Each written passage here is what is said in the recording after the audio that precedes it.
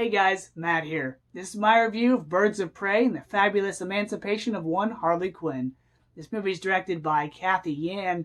The movie stars Margot Robbie, Ewan McGregor, and Jurnee Smollett-Bell, with Ella J. Basco, Rosie Perez, and Mary Elizabeth Winstead. This movie has essentially two plots. You have the Harley Quinn aspect of it, played by Margot Robbie, who recently separated herself from the Joker, and she's now trying to find her independence, but at the same time, she no longer has the protection of Mr. J.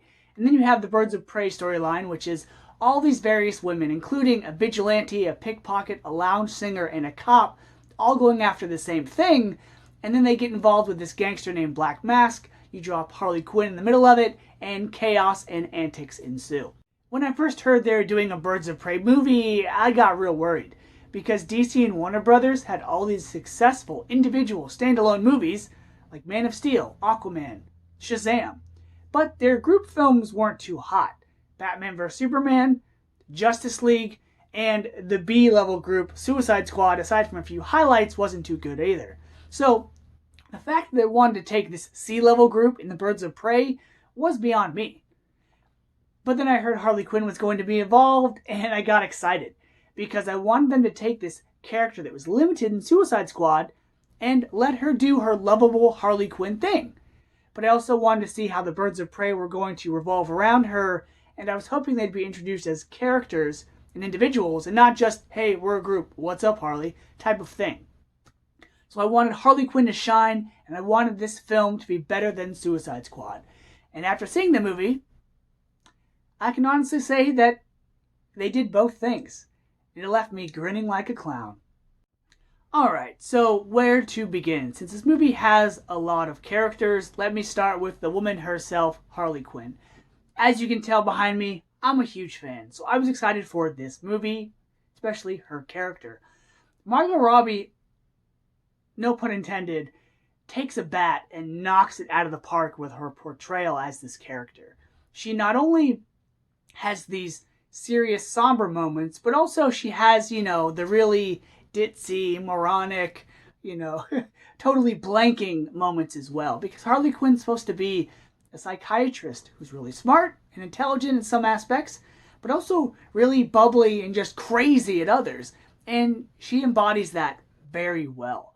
Her interactions with the characters is really great because she does the cutesy trying to impress you thing with Black Mask. But then she does the kind of motherly aspect with a young character in the film.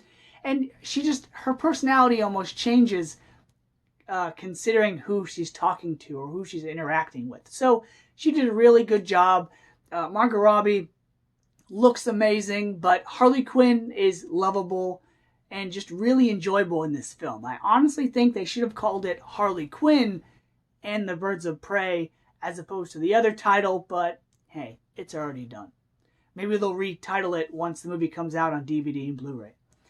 As far as the other characters go, Ewan McGregor as Roman Sionis, or Black Mask as his villainous name is, he was fine. He has a lot of fun with this role, but the character is really scary and menacing at some moments and very flamboyant in others.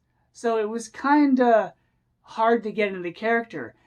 Granted, they didn't make him one note. They didn't just make him, I'm going to get you, Harley Quinn, and all scary all the time and make him one note. But to have him tough and scary one moment and then wearing a bathrobe the next and, wearing all these flashy colors was just confusing. And there's a scene in the movie that really felt out of place and was very awkward and uncomfortable, involving a scene in his nightclub that shouldn't have been in the movie, and it adds to one of the problems I have with the film that I'll get to a little later. As far as the supporting cast goes, Jurnee Smollett-Bell as Black Canary isn't exactly the actress I would have shown or chosen to portray that character, but she's really good at the acting, and she can wear a pair of pants, and she can kick butt. So she pulled it off. As far as being Black Canary Dinah Lance, she really could have played any other strong female character and it would have worked, because To call her Black Canary really just meant you were going to have her do her canary cry or one of the super powered things that she has, and she does that, but only one time in the movie, and it's just really weird to see these non-powered characters and one person that can really wreck shop, but she only does it once. So that kind of made the movie uneven. Rosie Perez as Renee Montoya. She didn't need to be in the movie. Yes, Renee Montoya is a, respected cop in the comics and other media, movies, TV shows, whatnot. Right up there with Harvey Bullock and James Gordon. But in this movie, she's like an older cop, and she's an outsider that nobody likes, and she's not respected. And Rosie Perez, I've never really cared for, so the character of Renee Montoya didn't need to be in this movie. Cassandra Cain, played by Ella J. Basco, she's the pickpocket. She was fine, but this movie a lot of times felt like Deadpool, where you had not only all these different comedic elements, antics, violence, foul language, but all these other characters. And then like Deadpool 2, you have this Deadpool and this kid type aspect where Harley has to watch over this girl for a little bit. And Harley Quinn is not the type of character to have that motherly aspect. So I hope this is the one and only time we see that part of her, because it slowed the movie down and it didn't work. Mary Elizabeth Winstead as Huntress. She was good. She was not in the movie as much as I'd hoped she would be, but she's given backstory. Her character is a little socially awkward when she's around the other members of the group, so she's fine. I could watch that woman portray any character. She's really good, and she's tough. She held her own when it came to the fight scenes. Aside from that, this movie has an aspect that really stands out, and that's the action sequences. The director and the fight choreographer of one of the John Wick films, Chad Stahelski, came in and he wanted to make the fight scenes more impressive, and he did just that. There's a fight scene at the end in a fun house that's really impressive. There's a fight scene inside this police station, and you can tell the fights are almost on a different level than the rest of the movie, because when it came to the action and the fighting, it was very impressive.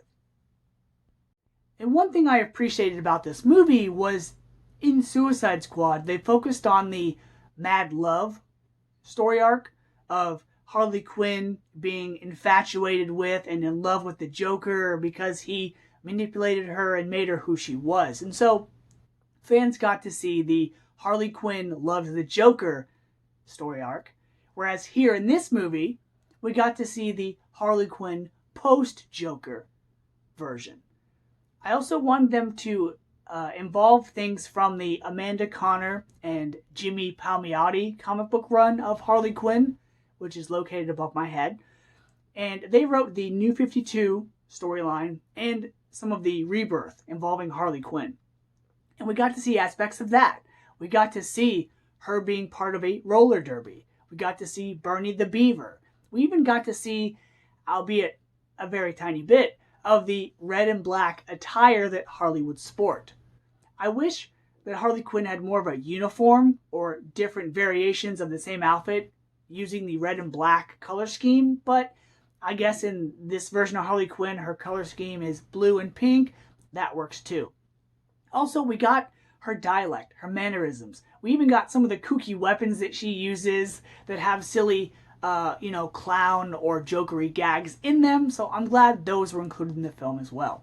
Okay, so I don't want to be that guy, but when you have a movie like Birds of Prey that's so female-centric, you kind of have to talk about the girl power aspect of the film, which, if used correctly, is fine.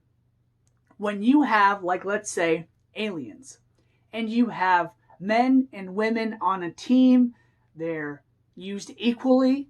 The women are just as tough as the men, and they can hold their own, but also the men have their weaknesses and can be saved by women. That's fine when they're on this level. But this movie takes the women up here makes them strong, powerful, independent. And instead of leaving the men here being regular, I guess, normal men, you bring the men here. All of the male characters, except for one, all of the male characters in this movie are bad, they're pieces of garbage, they're jerks, they're traitors, they're not likable at all. Whether it's a guy that Harley Quinn meets in a club, whether it's the Joker himself, or whether it's the character that you think is going to be a nice guy and they turn out not to be, you make all these men despicable. The only character that they have any redemption for is a character that has no dialogue and is in a flashback for like 2 seconds. That's it. So you can make your women strong, independent, and, devoid of men. That's okay. But when you lower the male characters and make them unlikable, that's where it kind of tells me that you were directing a certain movie with a certain agenda. And so that took me out of the film. Instead of having these men that could go toe-to-toe, these women to go toe-to-toe with these men, you had these women that were putting men in their place. And so, aside from that, that also ties into my other issue with the film. And that's the way Black Mask was portrayed. He was a tough guy 1 second, but then he was throwing a temper tantrum, throwing his belongings while wearing a bathrobe with his arm around Victor Zsasz the next. Am I supposed to be afraid of this guy, or am I supposed to hope he gets his comeuppings? Because that's the kind of message they sent in this movie about the male characters. In summary, the things that were lackluster about Birds of Prey were made up for in the fabulous Harley Quinn. So because of that, because Birds of Prey was better than Suicide Squad, it nailed Harley Quinn and it established other characters in this DC universe, I'm going to give Birds of Prey and the Fabulous Emancipation of One Harley Quinn a B. So until next time, guys, see ya.